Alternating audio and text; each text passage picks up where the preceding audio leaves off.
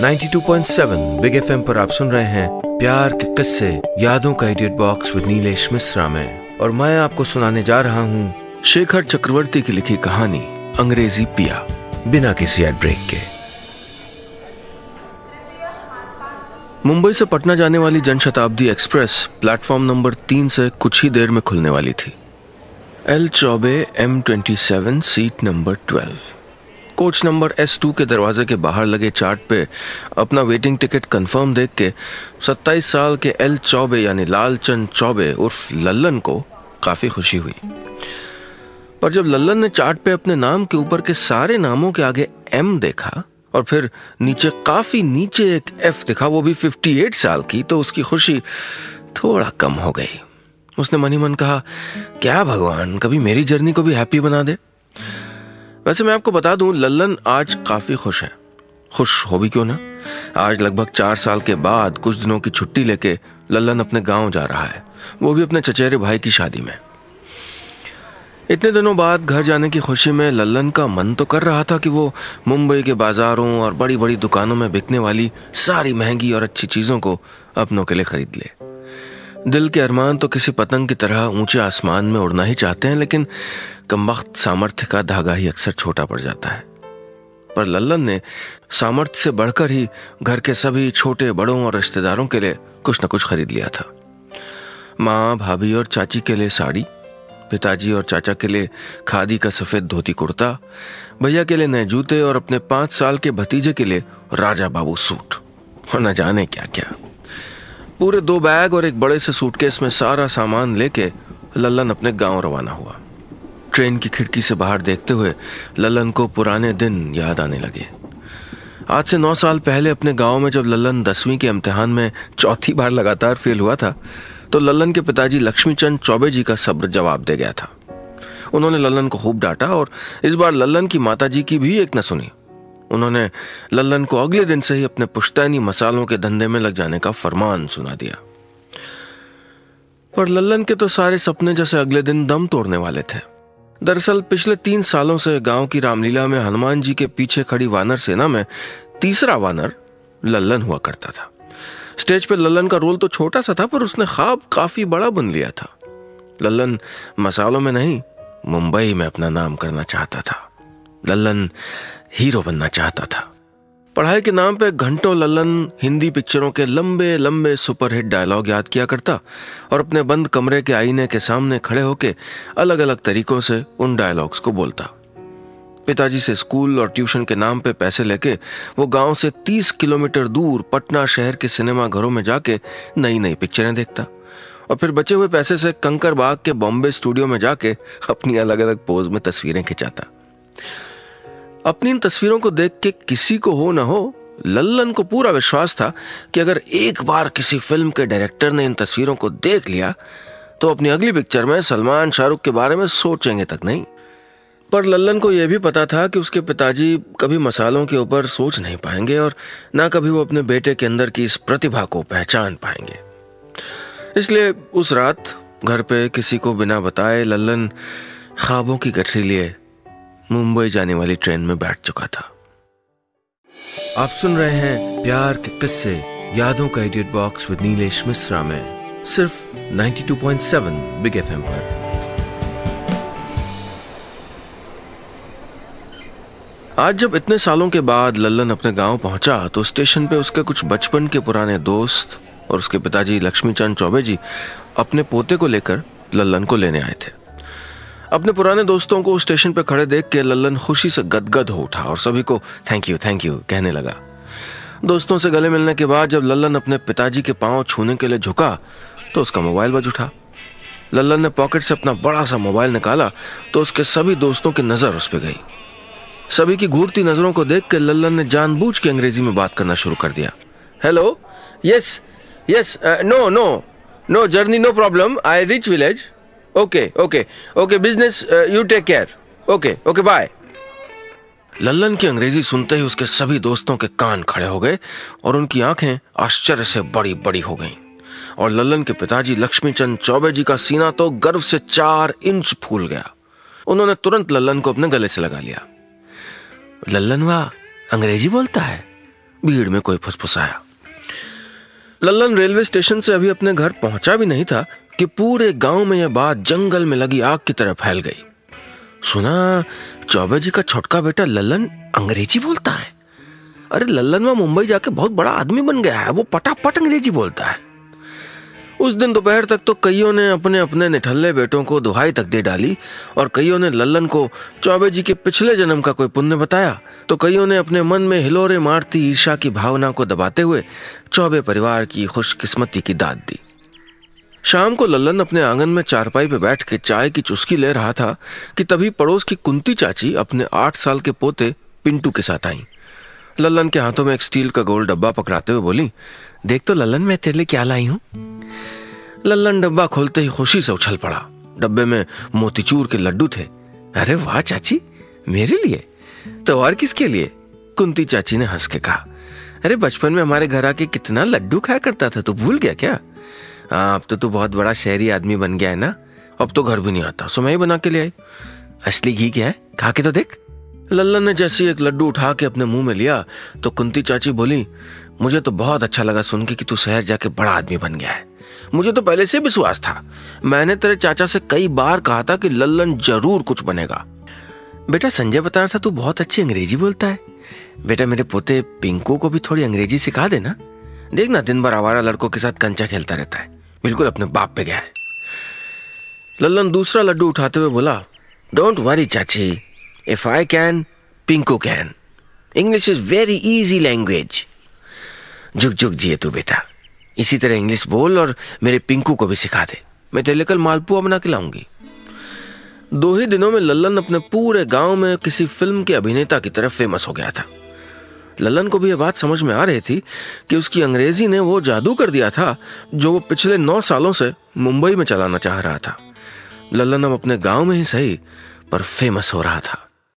आप सुन रहे हैं प्यार के किस्से यादों का edit box with Nilesh Mishra में सिर्फ 92.7 बिग एफएम पर। मुंबई से लौटा लल्लन अपने गांव में अब खुद को किसी फिल्मी सितारे की तरह महसूस कर रहा था। लल्लन कहीं भी जाता तो 2-4 लोग उसको हमेशा घेर लेते और मुंबई के बारे में पूछने लगते। लल्लन भी बिना मौका गवाए अपनी टूटी फूटी अंग्रेजी को समेट के शुरू हो जाता। Mumbai very big city, all people rich, big big car, no cycle. Lallan की अंग्रेजी में खिटिर पिटिर सुनने में लोगों को बड़ा मजा आता। वो लोग थोड़ी बहुत जितनी भी अंग्रेजी समझ लेते उतने में ही मुंबई का एक चक्कर लगा के आ जाते। बाकी की अंग्रेजी ना समझ पाने पे घर जाके अपने बच्चों को अच्छे से अंग्रेजी पढ़ने के लिए धमकाते। इधर देखते ही देखते लल्लन के चचेरे भाई की शादी का दिन भी आ गया। शाम को जब बारात निकलने की तैयारी कर रही थी तभी लल्लन एक चमकदार पीले रंग का सूट पहन के आंखों पे काला चश्मा लगा के बारात में शामिल हुआ। काले चश्मे में लल्लन को देख के उसके दोस्त थोड़ा परेशान हो उठे। भैया जी रतिया में काला चश्मा काहे पहन लिए? आपको भी जय बंगला हो गया क्या? जय बंगला यानी कंजक्टिवाइटिस। अपने दोस्तों की इन बातों को सुन के लल्लन ने झड़कते हुए कहा, धत बुड़बक, ये आजकल का स्टाइल है, तुम नहीं समझोगे। उसको काला चश्मा नहीं, गूगल कहते हैं। बैंड बाजे के साथ चलते चलते अब बारात पहुंचने वाली थी। बूढ़े चाचा से लेकर गांव के नौजवान सभी के अंदर से डांस जैसे छटपटा के बाहर निकल रहा था। ज्यादातर लड़के तो नागिन डांस में अब तक महारत हासिल कर चुके थे, सो वे सड़क पे लोट लोट के नागिन डांस की अलग अलग मुद्राएं दिखा रहे थे और बूढ़े अधबूढ़े चाचा अपने अपने दोनों हाथों को ऊपर उठा उठा के पंजाबी स्टाइल में भांगड़ा करने की पूरी कोशिश कर रहे थे। लल्लन काले चश्मे में बारात के साथ ही चल रहा था पर अब तक उसने डांस शुरू नहीं किया था। पर अंत में जब सब लल्लन को डांस करने के लिए जबरदस्ती करने लगे तो लल्लन भी अपने हाथ पांव कुछ इस तरह से तोड़ मरोड़ के नाचने लगा कि सभी अपने अपने डांस छोड़ के उसको ही देखने लग गए। ये कौन सा डांस है भाई? एक बूढ़े चाचा ने अवाक होकर अपने भतीजे से पूछा। इसे ब्रेक डांसिंग कहते हैं चाचा, हम देखे हैं टीवी पे, बगल वाले लड़के ने कहा। सच पूछिए तो काले चश्मे और पीले सूट में ब्रेक डांस करके लल्लन ने अपने भाई की शादी में पूरा जलवा बिखेर दिया था। लोग अब दूल्हे को कम और लल्लन को ज्यादा दिख रहे थे और लड़कियां तो जैसे लल्लन की दीवानी हुई जा रही थी। एक लड़की तो शरबत वाले ग्लासों का ट्रे लेके घूमते घूमते बार बार लल्लन के पास ही पहुंच जाती। लल्लन के 2 गिलास शरबत पी लेने के बाद जब तीसरी बार वो लड़की फिर शरबत लेके आई तो लल्लन ने मुस्कुरा के कहा, नो थैंक यू। लल्लन के मुंह से निकले वो 3 शब्द, नो थैंक यू, उस लड़की के दिलो दिमाग में कई मिनटों के बाद भी सितार की तरह गूंज रहे थे। जब एक दादी ने उस लड़की से कहा, छोटी चाची तुझको बुला रही है, तो उसने बेख्याली से जवाब दिया, नो थैंक यू। यह हाल सिर्फ उस लड़की का नहीं, उस शादी के घर में कमोबेश सभी लड़कियों का था। सभी लड़कियां आपस में एक दूसरे के कानों में फुसफुसाती, हाय क्या डांस करता है, और काले चश्मे में तो एकदम हीरो लगता है, सुना है मुंबई में रहता है, काश बाबूजी मेरे लिए भी ऐसा ही कोई मुंबई वाला ढूंढता है। उस रात शायद लल्लन को अंदाजा भी नहीं था कि उस शादी के घर में कितनी लड़कियां उसके कातिलाना डांस और उसके काले काले गोगोल से कत्ल हो चुकी थी। आप सुन रहे हैं प्यार के किस्से यादों का idiot box with Nilesh Mishra में, सिर्फ 92.7 बिग एफएम पर।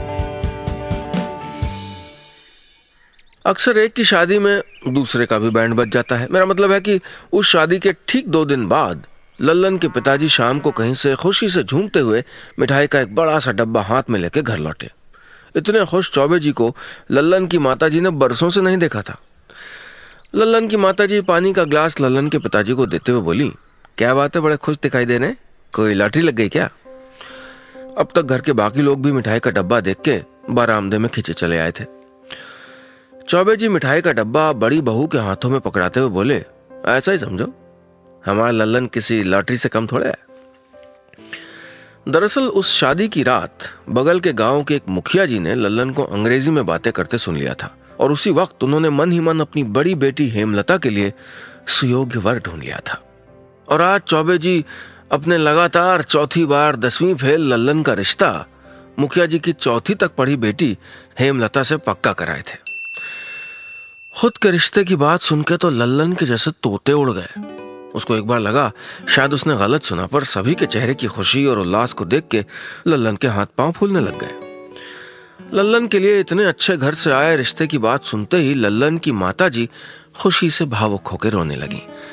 वो रोते हुए लल्लन के माथे को चूमती और भगवान को शुक्रिया अदा करते हुए देश के न जाने कौन कौन से कोने में बने कौन कौन से मंदिरों में जाके नारियल चढ़ाने की बात करने लगी। लल्लन अपनी माँ से कुछ कह पाता इससे पहले ही लल्लन की भाभी मिठाई के डब्बे से 2 बड़े बड़े लड्डू निकाल के लल्लन के मुंह में ठूंस चुकी थी। लल्लन अपनी बात कहने के लिए मुंह में ठूसे हुए लड्डुओं को जल्दी जल्दी निगलने लगा। उसके पिताजी ने कहा, लल्लन तुम्हें कोई आपत्ति तो नहीं है ना? होनी भी नहीं चाहिए। लड्डू से भरे हुए मुंह से ही लल्लन ने आपत्ति है कहने की पूरी कोशिश तो की, लेकिन उसकी आवाज लड्डुओं को भेद कर बाहर निकल ही नहीं पाई। पर लल्लन की भाभी ने लल्लन की तरफ से कह दिया, अरे आपत्ति कैसी पिताजी, देख नहीं रहे देवर जी कैसे खुशी के मारे लड्डू खा रहे, लीजिए देवर जी पिताजी की तरफ से एक और लड्डू खाइए। ठीक है फिर मैं पंडित जी से मुहूर्त निकलवाता हूँ, नेक काम में देरी नहीं करनी चाहिए। चौबे जी इतना कह के वहां से चले गए। उस रात घर के सभी लोग नींद में लंबे लंबे खर्राटे ले रहे थे, पर लल्लन को रात भर नींद नहीं आई। उसको एक अनजाना डर सताया जा रहा था। अगले दिन चौक पे जब लल्लन के दोस्तों ने उससे फिर से मुंबई के बारे में पूछा तो उसने अंग्रेजी में झुंझला के कहा, गो टू हिल।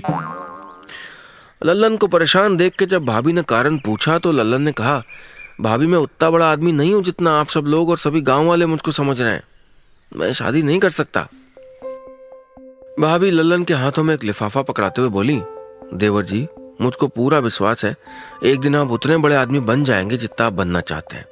हेमलता को मैं जानती हूँ, वो बहुत अच्छी लड़की है, बाकी आपकी मर्जी। भाभी इतना कह के लल्लन के कमरे से चली गई। लल्लन ने भाभी के दिए हुए लिफाफे को खोला तो उसमें पोस्टकार्ड साइज की हेमलता की तस्वीर थी। तस्वीर में हेमलता साड़ी पहन के खुले बालों में खड़ी थी और उसके पीछे की दीवार पे फूल पत्ते और झरने की तस्वीर बनी हुई थी।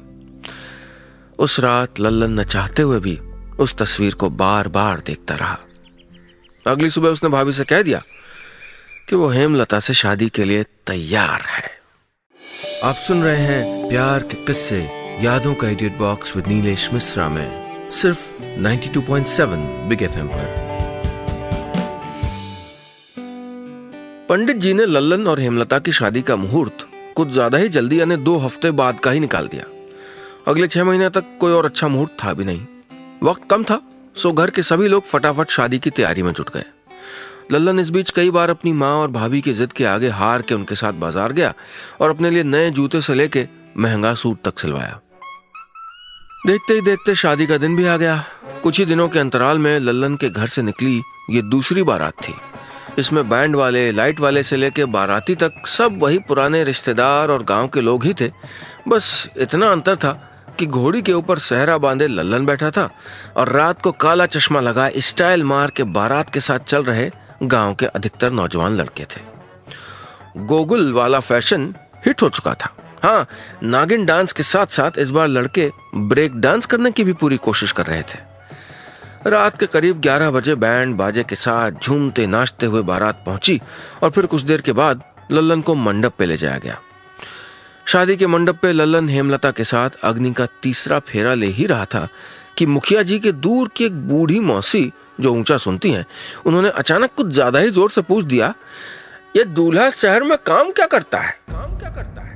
सवाल लल्लन के कानों में पड़ते ही जैसे उसके पांव ठिठक गए। तभी भीड़ में किसी ने बूढ़ी मौसी के कान के सामने चिल्ला के कहा, अरे मौसी, दूल्हा शहर में मार्केटिंग मैनेजर है। हैं?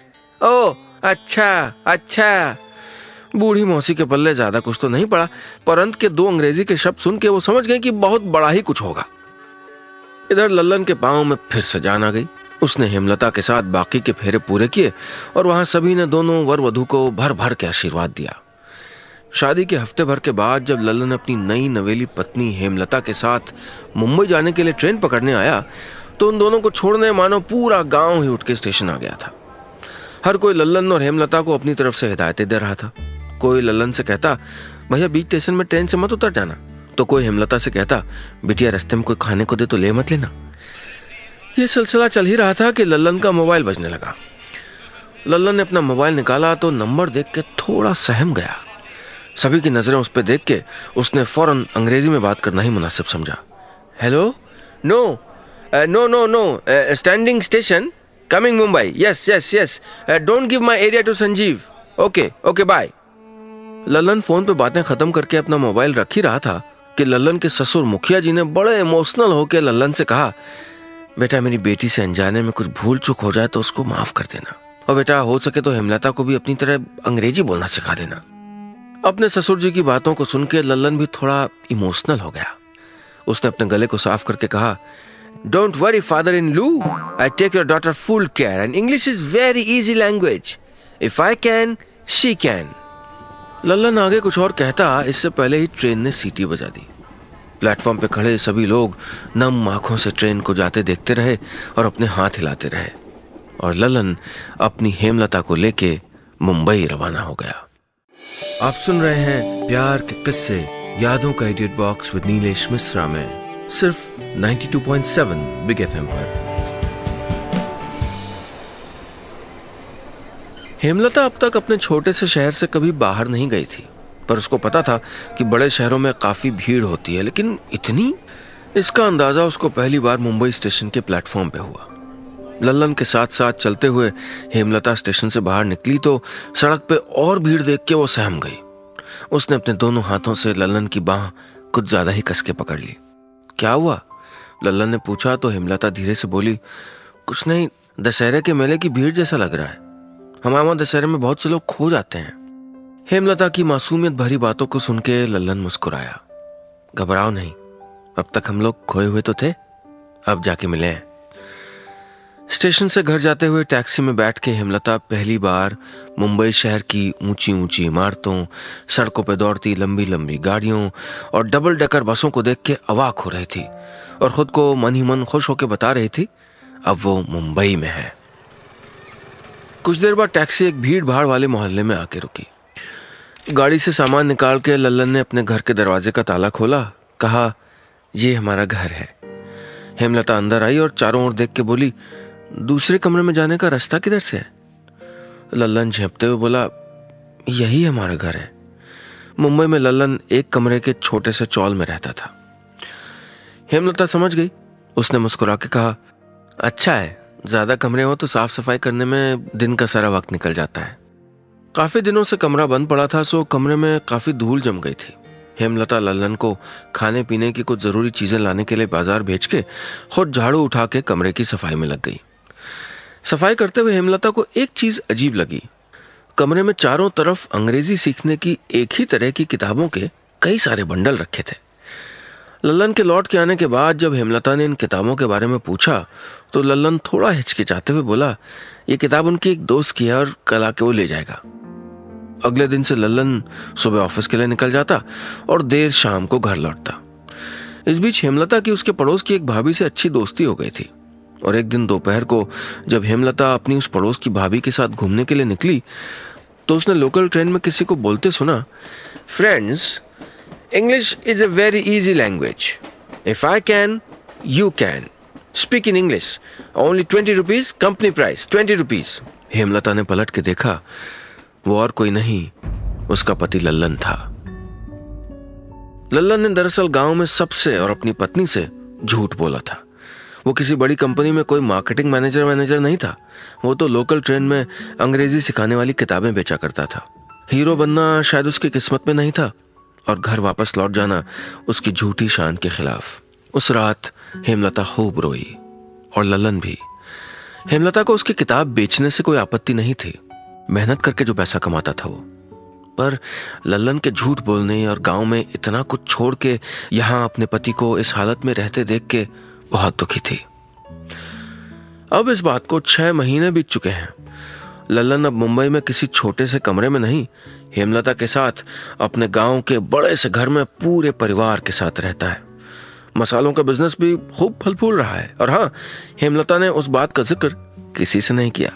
हाँ, आजकल हेमलता उस अंग्रेजी की किताब को पढ़ के लल्लन से अच्छी अंग्रेजी बोल लेती है और अपनी सहेलियों से भी यही कहती है, English is a very easy language. If I can, you can. बस इतनी सी थी कहानी।